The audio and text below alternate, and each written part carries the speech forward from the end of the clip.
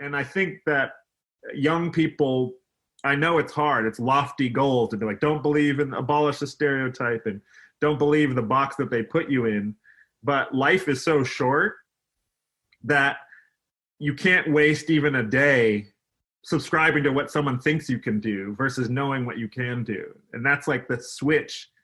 It's like the switch in your head is if you can get to a place where you can act on that in the next hour after we're done speaking, I guarantee you it's a domino effect. Everything just starts like sort of like, obliterating itself away.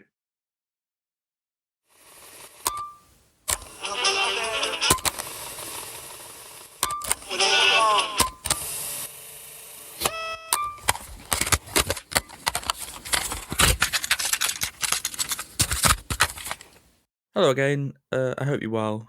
I know it's been a little bit since one of these came out. Sorry about that.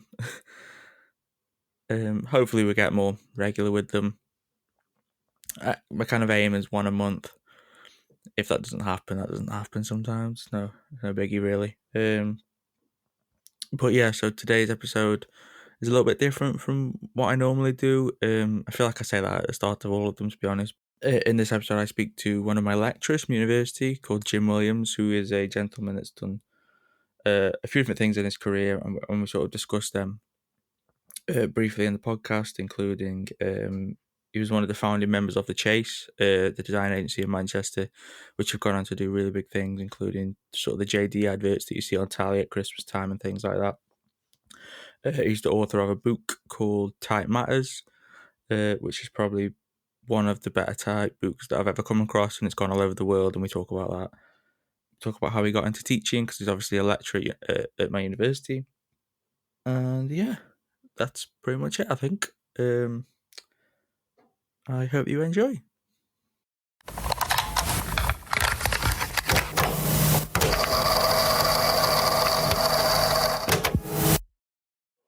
So for the people that don't know you, can you tell them sort of who you are and what you do? My name is Jim Williams. I'm a graphic designer and I'm particularly known for typography. I'm the author of quite an important book on type called Type Matters. And I also teach part-time at Staffordshire University and are lucky enough to have Brian as one of my students. Have you wrote the answers down and you're just reading them back? No, I'm just responding as we speak. Fair enough. Because it looks like you're reading something. No, honestly, Brian, I'm not. I'm just, as you lay them on me, I'm just going to wing it. That's fine. So, so obviously your career has been in design. Is that something that you've had an interest in from kind of a young age, or is it something that you got interested in later on? Oh, yeah. Before I even knew what it was, Brian, when I was like in, the last year of my school and going into sixth form, I just really started to enjoy drawing letter forms. There was this, my first attempt at drawing letter forms was a black letter, and believe it or not, I've still got it. It's a little compact mirror-sized piece of paper, and I've tried to create a black letter alphabet. And I found that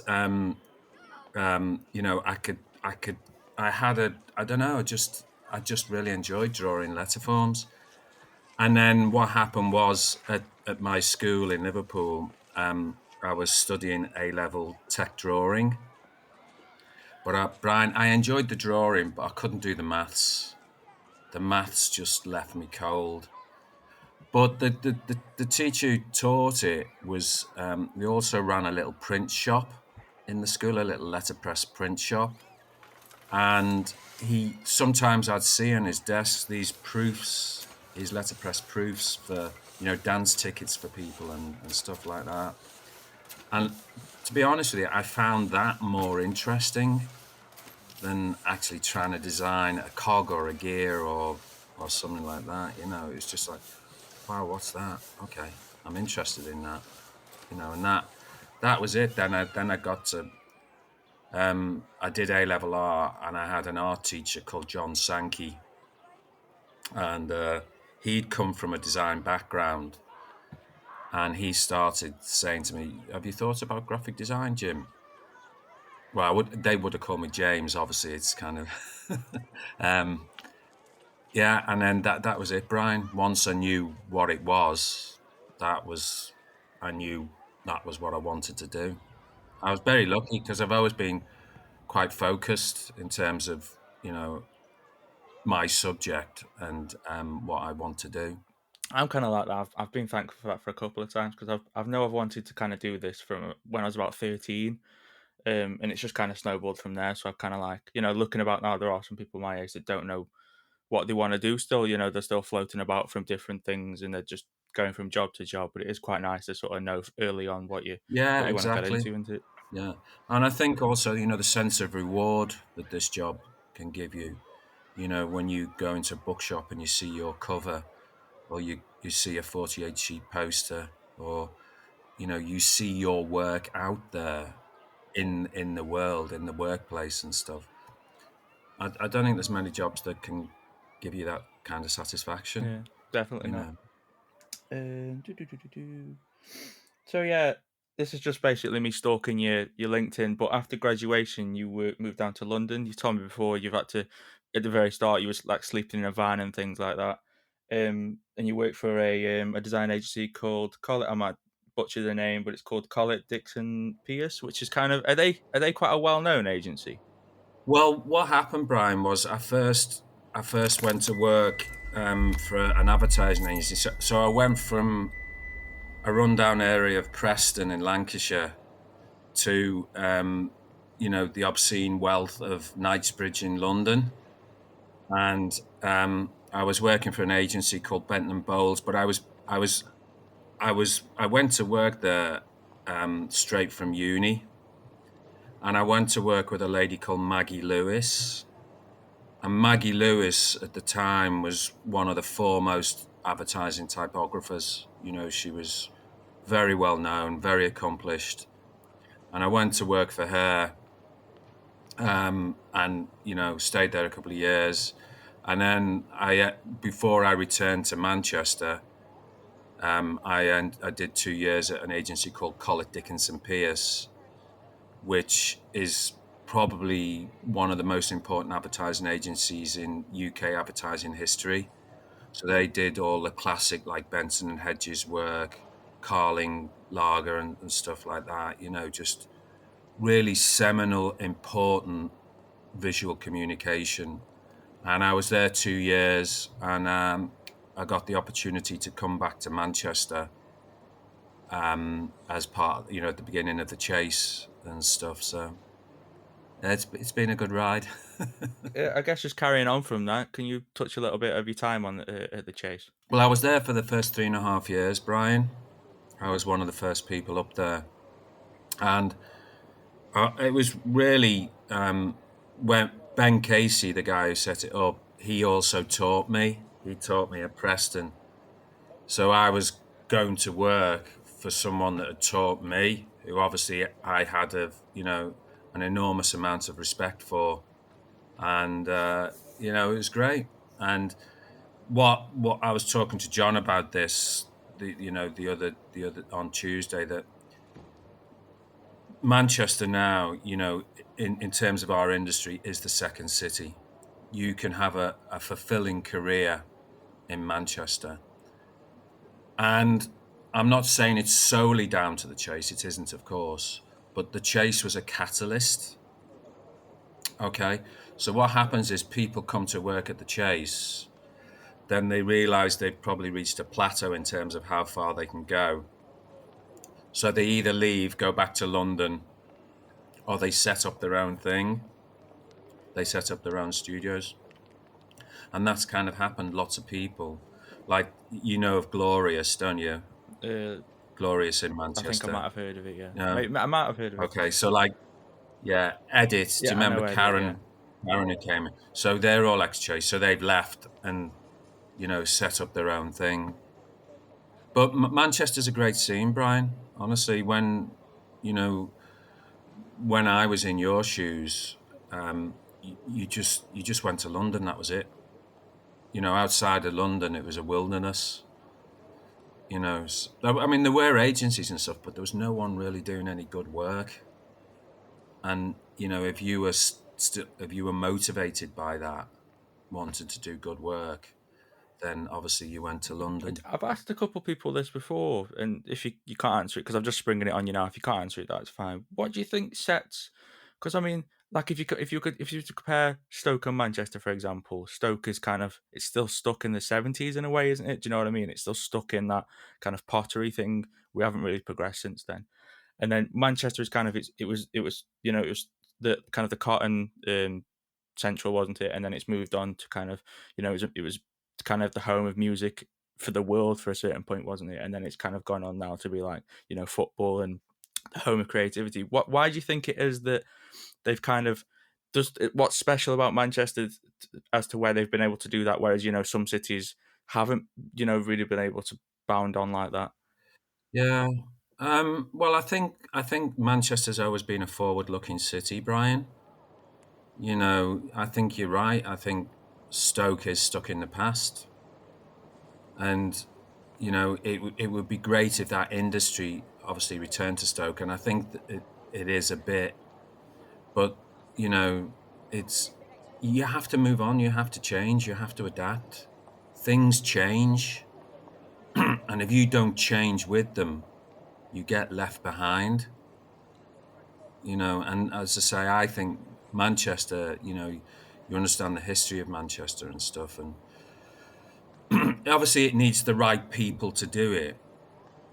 You know, you need the right people to come in and do it. But I think Manchester has been, you know, I mean, that's why we have the B. The B is the symbol of Manchester because of its industry. It's so industrious that's, you know, the symbol for Manchester.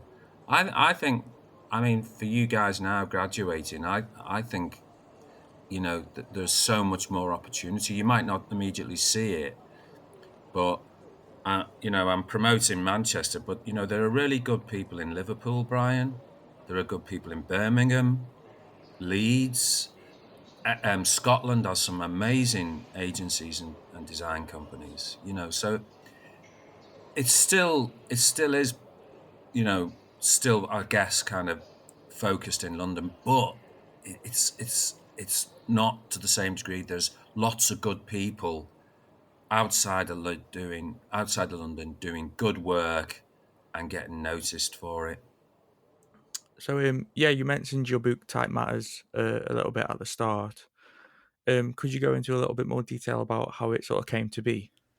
Well, what happened was, Brian, I was asked by a design company in Manchester to give a series of talks. I went to see them. I was actually looking for work, and I went to see them. And obviously, in the meeting, we started discussing typography, and the creative director and managing director said to me, "You know, Jim," he said, "we're not very impressed with the level of typography coming out, you know, from young graduates. So, you know, we're a bit concerned about their lack of understanding." So they said to me, would I give a series of talks, and one of those talks would be just on simple basic principles of, you know, how, not software, Brian, not keyboard commands, just an understanding of what makes good typography. And I did this presentation, did this talk to the agency, and I came home, and all over the summer, this presentation, I just kept it on my desktop. It was just on my desktop. You know, I didn't know what to do with it. And when we started back at Staffs in the September, the course leader was, at that point, was a lady called Barbara Ridley, who left Staffs to go to Glasgow School of Art. And I just happened to mention to Barbara, said, "Barbara, I've done this thing over the summer. It wouldn't take much for me to prepare it for print. Do you think the university would fund, would fund it?" And sure enough, Barbara went off. She got the money. It got printed, and Creative Review picked it up, Brian. Creative Review covered it. And, for me, it wasn't a great piece of design. It was just simply a little booklet trying to help students to understand what makes good type. And they picked it up. And then literally I came in one morning, because I'm only at staff's 2 days. And I came in one morning and opened my uni email, and there was just emails from all over the world. My inbox was just flooded with emails that they'd seen this thing on Creative Review and could they have a copy?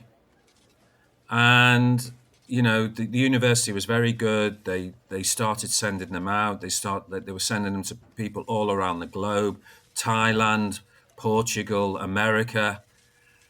But there was two emails that really stood out. One was from a publishers in New York called Abrams, and the other one was from the design studio of Apple in California. And the Apple guys, was just simply asking for copies of the booklet for their designers. So obviously we sent quite a few over to Apple in California.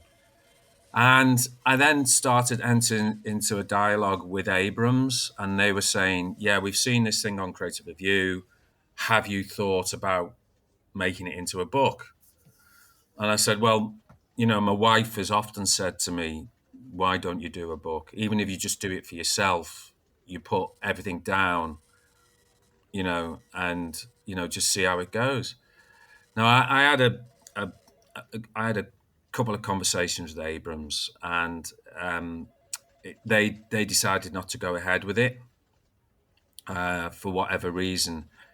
But that kind of gave me the confidence to think, well, maybe there is something in it. Maybe I should try and do something with it. So what I did was I did a lot of research, and I found, I think it was 4 or 5 publishers that I thought would be right for that book. And I got some lovely responses. You what you have to do is promote is to contact the commissioning editors, and they were lovely, Brian, really lovely. They were all really complimentary. Some of them asked me to one of them asked me to do it as a handbook for InDesign, and that's what it wasn't about. One said that they were currently working on a book on typography, and would I consider writing a chapter for them? And then there was one who just said, look, we love the book, we can't do it now, but I would be happy to advise you on any deal that you get.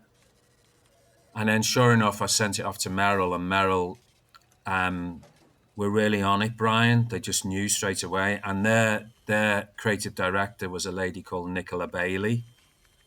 And as soon as Nicola Bailey saw the design proposal, because I submitted a design proposal as well, which was in this notebook form, and she just got it straight away, Brian. And yeah, I got a deal straight away, and the rest's history, as they say. What was the process like from going the idea that you had at the beginning, in terms of, I assume it was just like a little paper flip book, and then they've taken that into a full thing? It was just a little 20-page A4 landscape booklet that led to this 160-page book, and it was great. I think Merrill were the perfect publisher for it, because they didn't, they supported the design. They got it straight away. They got the connection with the notebook feel, so that it becomes something that you keep close by. We all, as designers and creative people, we all have notebooks. We all keep notebooks. We jot ideas down. We jot down things that we see that we think, well, that might be useful for that project. So that I presented them more or less with a complete concept, and they went with it straight away. Some of the other publishers that I spoke about, I wouldn't have had the control on the design, and that was fundamental for me. the book either went ahead as I saw it, as I envisaged, or it just didn't go ahead. And Merrill were just right from day one. Yeah, we get it. We get the connection. We understand what you're doing, and we'd love to publish it. And then Merrill thought that it would only ever be an English edition, and then it went on to be translated into German and Dutch, to other languages. So yeah, it was. Dutch is quite high in it because the Netherlands are kind of they're quite designed, they're designed forward, aren't they? So the idea that it's over there is kind of cool. Yeah. Well, I think part of the book, the success of the book, is the way it looks as well, Brian. The people that they understand the connection that the book is trying to make. That it's like a notebook. It's like it's something that you keep close by you. And the number of times I've gone into agencies and design groups and I've seen the book there on people's desks, not up on a shelf where you have a quick flick through it and it stays up there for 20 years. Going in and seeing it on people's desks, kind of, yeah, maybe I did get it right. Maybe. No, it did. Honestly, as I said in the email to you, I've read different type books. Obviously, I've got some behind me. Yours is probably one of, if not the best one I've come across. It's very clear, it's very concise, and you see it. It's accessible, yeah, Brian. You don't need a high bar to understand it, do you? Whereas some other ones, they might have some language, but even with yours, I think it does explain the language, doesn't it? It talks about, ligatures and things like that, but it will explain what a ligature is as well. Yeah, one of the nicest emails I got when the book was published was actually from a retired art teacher, and she was wanting. She did watercolors as a hobby, and she wanted to start applying type to her watercolors. So she bought my book, and then she contacted me and said, "You just make it easy to understand." And that's what it does. And a large part of that, Brian, as well, comes from my teaching at Staffs. Understanding how you've got to couch that information. Because it is easy to get lost in all the jargon and terminology of type, And, that's what the book does. It's like a series of very quick presentations. It explains how to use apostrophes. It explains really quickly, the three different types of rule and what you use them for, and how to make sure that you've got the right rule. For an N dash you compare it against a lowercase n. For an M dash you compare it against a capital M, and that is a good, just a little tip that will help you ensure that you're using the right marks. What I'll do at the end is because I'll do a bit of an outro at the end after I've recorded this. Like I'll record it later. I'll tell people to buy it. So I'll tell people to go to Amazon and just plug it for you. Thank you. No problem. Just to cut in, this is me editing things afterwards, but I actually realised I forgot to plug Jim's book at the end. So go and buy Jim's book. It's on Amazon. You can probably get it anywhere that sells books, really. It's called Type Matters. It's a lovely black bound book, and I promise you'll learn something from it. So we mentioned a couple of times how you're obviously a lecturer now. Could you maybe touch a little bit on how you got started in teaching? I have a very good friend of mine from my Chase days. We worked together at the Chase, a chap called Bryn Jones, very, very good designer. He went into teaching, and he said to me on a couple of occasions, "Jim, why don't you give it a go?" I said, and I was really busy. I had loads of work then, Brian. I was, I was doing really well with freelance and stuff. And he said, "Oh, look, just come in. I'll get you a contract for a few weeks. Just come in and, see what you think and just have a go." And I came. I actually started off doing a short contract at Salford first. I went to Salford first. And in that time, Bryn had got me into Staffs because he was teaching at Staffs then. And he said, "Oh, come on, get yourself down here." And I did, and I've been there, and I'm in my 29th year now. Bloody hell. Big one Yeah. next year, then, isn't it? Yeah, big one. Uh, Yeah. Do you prefer, if you were to choose, if I was to say to you now, you could only ever do work or teach? And, I know there's things in that, obviously, how can you teach if you haven't worked? But would you pick either working or teaching if you had to have a choice? Well, it's kind of difficult, Brian, because I enjoy the balance. I think for me personally, to make a difference for you guys, you still need to understand what's going on in industry, and the one things that I do teach, obviously with a specialism in typography, ideas and craft and type, those things don't change. Whether you're, as far as type is concerned, whether you're working in print or whether you're working in screen, those basic rules of good typography apply no matter what you're working in. And you need, as a graphic designer, you need to be competent in type. You need to understand how it works, not just software. Yeah, not, but do that quick shorthand command. That's not what I teach. I teach really the principles of type. Yeah, just kind of winding down then. Yeah, you mentioned at the beginning how you got into it by designing a black letter typeface. Have you thought about designing your own typefaces at any point? I did. Or have you designed your own typefaces at any No, I point? started, and then I met my wife to be, That's fair enough. and I never. It was a typeface based on number plate typography, and I never. I think I did. I think I did about 10 characters and just ground to a halt. You should go back to it. Yeah, Make it a maybe it will. decent Maybe one. when I retire, Brian, I've only got a Yeah, few you could years do. left. I might pick that up again and design a typeface. Start your own type foundry. Yeah. Yeah, so at the end of all of these, I ask people the same question, which is, it's kind of a bit fumbled, but if you could go back in time and give yourself a piece of advice, I didn't put this in the email, I just completely forgot. But if you could go back in time and give yourself a piece of advice when you first started, what would that be? And also, if you could give somebody who's graduating right now a piece of advice, what would that be? Gosh, Brian, you put me on the spot here, mate.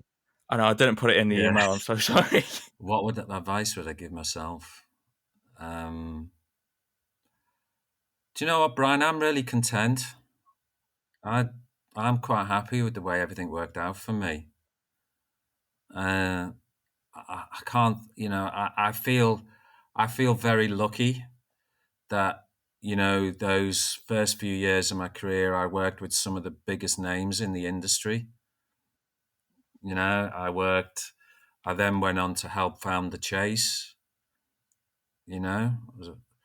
so, and I've outside of, outside the teaching, I've been self-employed for many years and still enjoy that.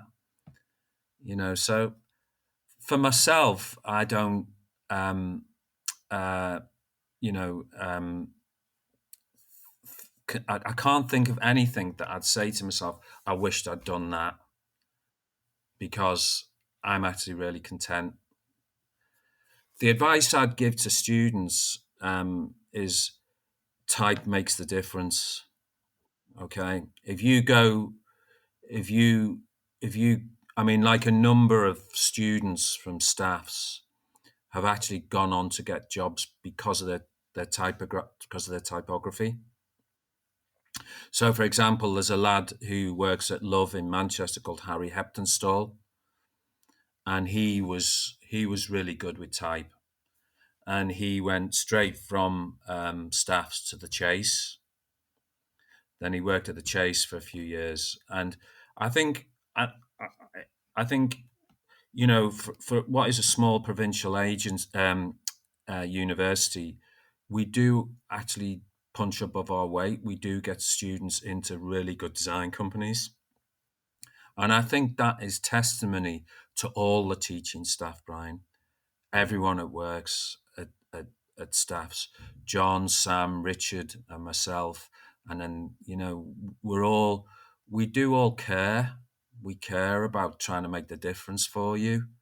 and we do okay, I think. Hello, it's just me, even though it was me. I think I don't know. So yeah, I hope you enjoyed that. I did ask Jim at the end if there's any way you can find him online, and he just said through LinkedIn. So if you just search Jim Williams, he will pop up. He's holding a book in his photo, I think. But yeah, it's nice to be doing this again. I don't know when the next one of these will come out. Hopefully soon. I don't know, I'll be honest. So I don't know if you will have noticed, but I've kind of tried to include an audio bed in parts of this. It's kind of just kind of messing about with things to see how it sounds.